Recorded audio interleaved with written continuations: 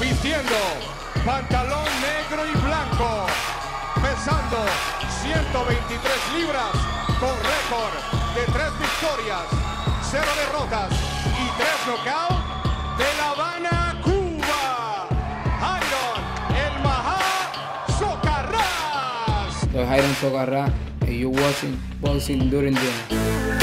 Welcome to Boxing During Dinner, episode 20. Throw him up. There it is. And look what happened to this guy. Not boxing, this is washing clothes. Washing during dinner. Come on, man. I was washing clothes and got it caught on the little spinner in the washing machine. Serious injury. I'm glad I'm here. Don't worry about it. Just be happy that I'm here. Well, today we're eating Subway to continue our 3 weeks of eating sandwiches.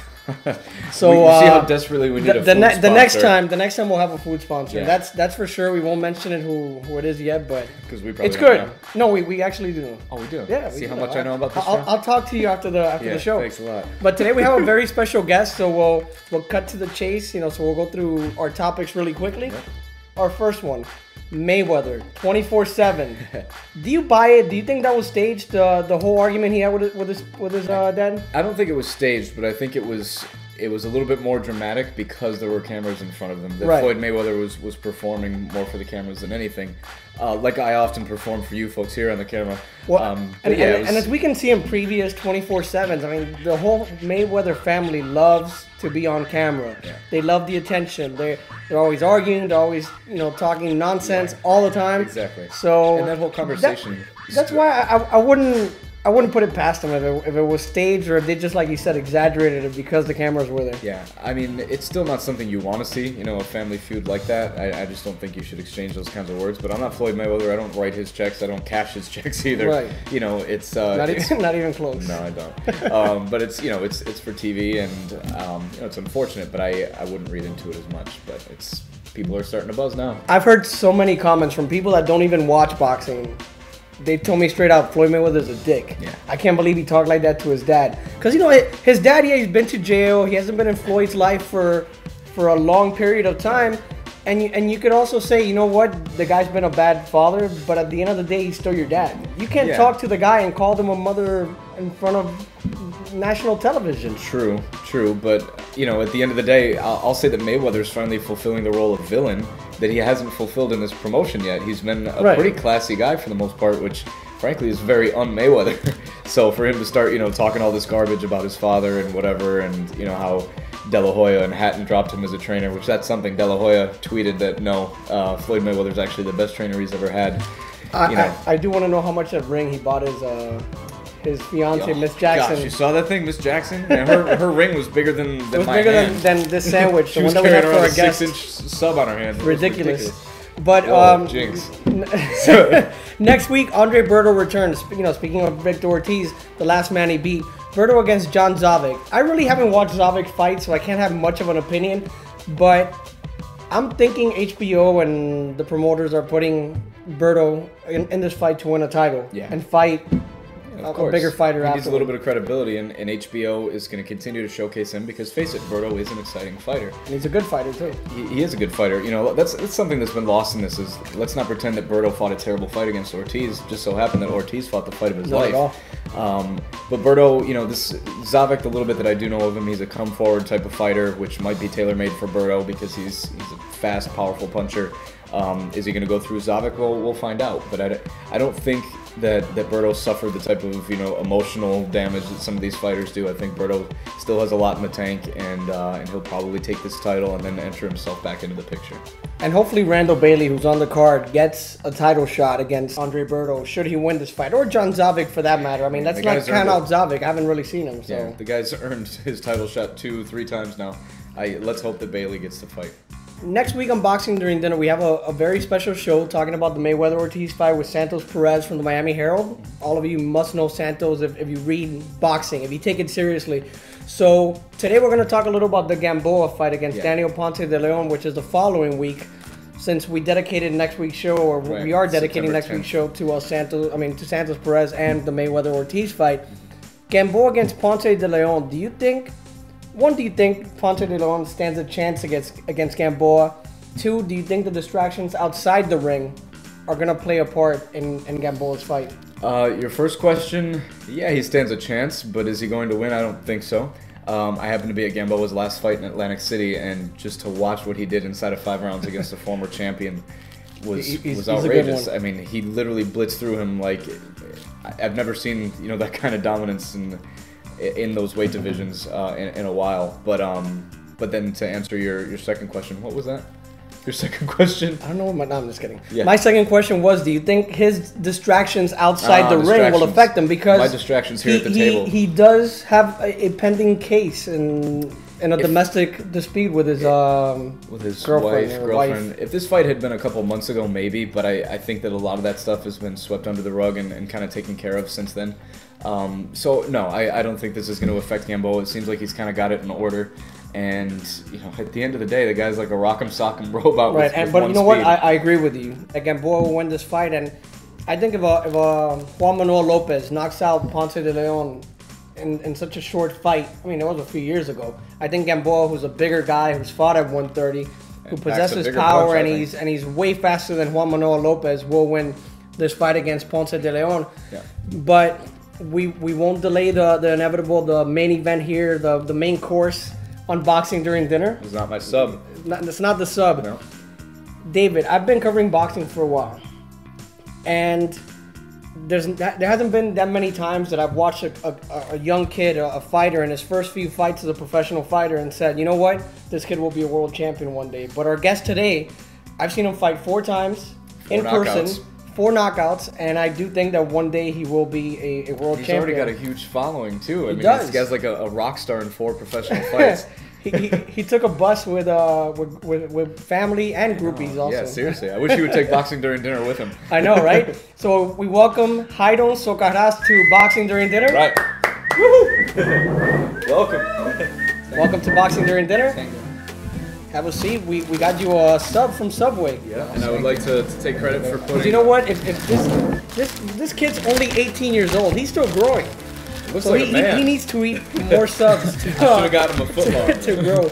But welcome to Boxing During Dinner. Like I said, Hairon, 4 fights, 4 knockouts. They've all been impressive.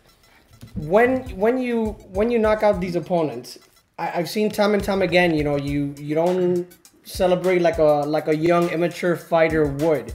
Do you think you're mature beyond your years and a very disciplined fighter for being an 18-year-old? I think so. You know, I don't feel well when I knock him out somebody, you know. I just want to fight. I'm glad that I win, but you know, that's okay for me. I've been hearing about you for a long time. As an amateur, everybody will keep talking about El Maja, because that's his nickname, if you're wondering. And now that you're a pro, you're not disappointing. 4 fights and 4 knockouts. Did you think your transition to the pro game would, you know, so far be that easy? Yeah, I think so. You know, I feel good fighting professional because I don't like amateurs too much. Yeah. When I was like 15 years, I just want to fight professional, you know. Did you have to wait because you were only 15? Yeah. Yeah, I want to go to Mexico to fight, but you know, your turn, my turn, tell me no, you have to wait. When you get 18, you're going to start boxing professional. And David, now that he mentioned Mexico, you see a lot of young Mexicans come up at 15, 16 years old, but you know, very rarely an American fighter or a Cuban fighter as Hairon is. It's interesting. I mean, you think a lot of them are tailored for the amateur system. It's interesting to hear him say that it's the opposite, that he feels like he's wanted to be a professional, and the early indications are that's going to be his better game. So I think it's awesome to see that, and that you've got that power in that weight class of 122 we were talking about before, and your frame for 18. It looks like you still have, you know, some room to grow if you wanted. What do you see? I mean, it's early in your career, of course, but what are your short-term goals and what are your long-term goals? You know, I want to be world heavyweight. I want to be champion. You know, I want to be champion 122 and then go to 125, 126. And there's some big names at 126. There's a lot of big names. But aside from the boxing, Hairon has a heartwarming story, a good story about he came when he was 12 from Cuba. And unlike these fighters that come from Cuba, the professional fighters like Gamboa, the guys that fought in the national team, Hairon came as a kid, and how hard was it, coming here as a 12-year-old, having to learn a whole new life, or a whole new language, and then also at shortly after you came, you suffered a tragedy in your life. Your mother unfortunately passed away, and you've had to battle through that. So how have you battled through all those changes and then that tragedy as soon as you came? It was difficult for me and my family because my mom was everything for us. But we keep going. My dad told me that we have to keep going.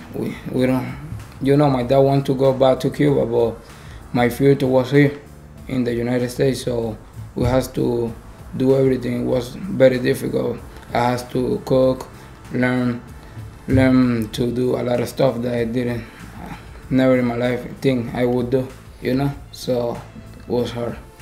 And your father, who's actually here with you on Boxing During Dinner, your father, I guess he's been everything to you since then, and he supported you in your career, and he's always there for you. How strong a presence has he been in your life? He is my dad and my mom, the same thing.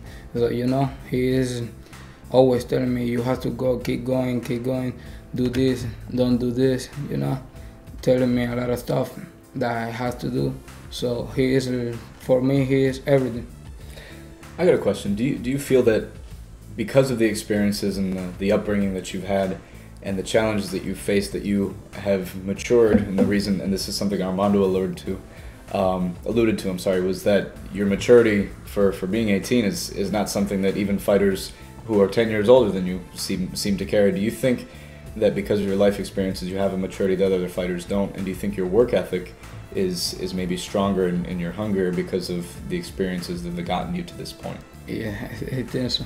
That's what I think, because like I tell you, it was difficult. So I want to my little brother have a better life that I have. And training hard and doing what he's been doing in the ring will definitely get him to a place that he could give his family a better life. But shifting back to boxing before we finish, being a Cuban fighter, being born in Cuba, there's so many great Cuban champions. Not only now like Gamboa and Lara and Yuriorkis Gamboa, but going back to the history of Cuba, the Kid Chocolates, Kid Gavilan, Kid Tunero, Luis Manuel Rodriguez, so many great fighters that come from Cuba that have been dominant. Out of all of them, who do you, I guess, follow the most? Who do you idolize the most? Now Gamboa. Gamboa. For me, he's the best. Is he easier to idolize for you because he's so close to your weight division? No. Always I like Gamboa, even Cuban. And with that rich tradition of Cuban fighters, do you think there's room for one more champion over here? Yeah, I think so. Seems like it's just a matter of time. I like to ask this question. This is an off-the-wall one, but obviously you might have an appreciation for Cuban fighters, but who are some of your other favorite fighters? Oh, Floyd Mayweather. Yeah. So you're picking him against Victor Ortiz? Yeah. The Boxing During Dinner crew has also picked him as well. Yeah. So we're Mayweather, but you know what? No matter what Mayweather or Ortiz do in this fight, I think the knockout of the month, maybe of the year so far, has been this guy. This past Friday, he knocked out this guy Melendez and just destroyed him with 10 seconds with a left hook. You said you feel kind of bad when you knock out some of the opponents, but when you land such a clean shot, I mean, do you know right off the bat once you land that punch, this fight's over? Yeah, sometimes the punch is too strong. And do you like David was mentioning before we brought you in? You have a following. You have people that follow you, and they had a bus that went from here in Miami to Orlando to watch you fight. Does that motivate you that you have so many people following you here in Miami and in boxing? Yes. A lot of people go to sell my fight. That was good. So some people like my style. And what do you see yourself in a few years? You're only 18. They could be patient with you, but ultimately, year by year, like in 3 years, what do you want to be? I want to be a champion. I want to be 122 champion. And there's a lot of 122 fighters. Maybe this guy will be fighting Wilfredo Vasquez Jr., Nonito Donaire, or one of those guys. The division has been served notice. Exactly. And like I said, I really do think we have a future world champion here. YouTube him. Thanks for coming on Boxing During Dinner. Appreciate it. And next week, we will have, like I said, the Mayweather-Ortiz preview. And you can write us your comments on Facebook, on facebook.com/Boxing During Dinner, and on Twitter @BoxDuringDinner. And shoot us an email at boxingduringdinner@gmail.com. And YouTube, we also get some good comments there, so thank you to those of you who are commenting there. We also went over 10,000 views of Boxing During Dinner content this week, so thank you to everybody who's been making that possible for us. And you know what? I'm gonna fast forward like 20 years down the road, like Boxing During Dinner, episode 1200. Armando asking, "Hey David, when are we gonna have a website?" We'll see you next week on episode 21.